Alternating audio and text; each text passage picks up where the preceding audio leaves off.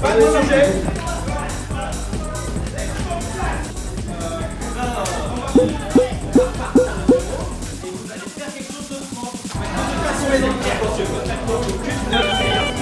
J'en peux plus. Vous êtes en train de vous appeler.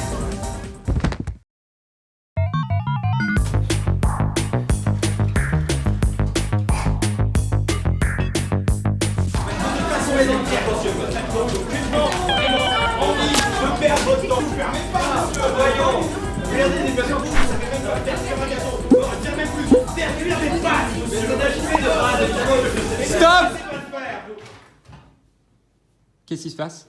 Moi je dois travailler avec madame, la grappe papier ici présente. J'ai fait des calculs toute la nuit, mais elle n'y comprend absolument rien. C'est injuste. Moi, je dois travailler avec monsieur le binoclard ici présent. J'ai mené des fouilles archéologiques toute la nuit, mais il ne comprend rien non plus. Ok, donc vous travaillez sur le même projet, Mhm. mais vous travaillez sur des disciplines différentes, Mhm. donc vous vous comprenez pas. Mhm. Ok. Je peux peut-être vous aider. Bougez pas.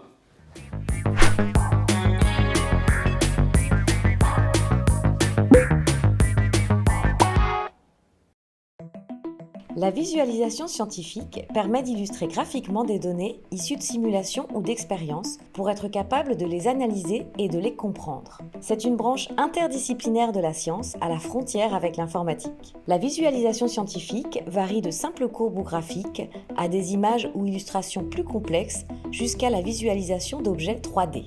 Toutes les disciplines ont besoin de visualiser leurs données, mais surtout, la visualisation permet le transfert de savoir entre les chercheurs. C'est donc une clé fondamentale pour favoriser le dialogue entre les différentes disciplines. À l'ISCD, en visualisation scientifique, on fait principalement de la 3D. Et on s'est demandé, quel domaine est maintenant passé maître dans l'art de la 3D ? Les jeux vidéo. Et oui, la norme veut que la science soit souvent appelée pour améliorer les jeux vidéo. À l'ISCD, on a pensé à l'inverse, les jeux vidéo au service de la science.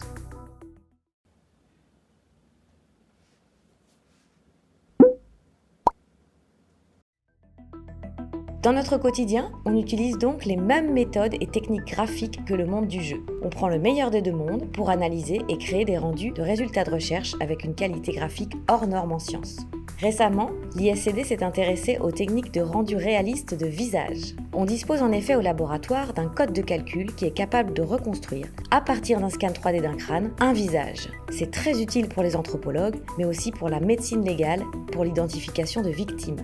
Une fois le visage reconstruit, il faut l'habiller pour lui donner une apparence réaliste. Un vrai travail de game artist pour lequel l'ISCD développe actuellement un outil de portrait robot en 3D similaire à la customisation de personnages dans les jeux vidéo. L'ISCD travaille aussi sur un outil de visualisation d'objets 3D avec des fonctionnalités spécifiques aux analyses scientifiques.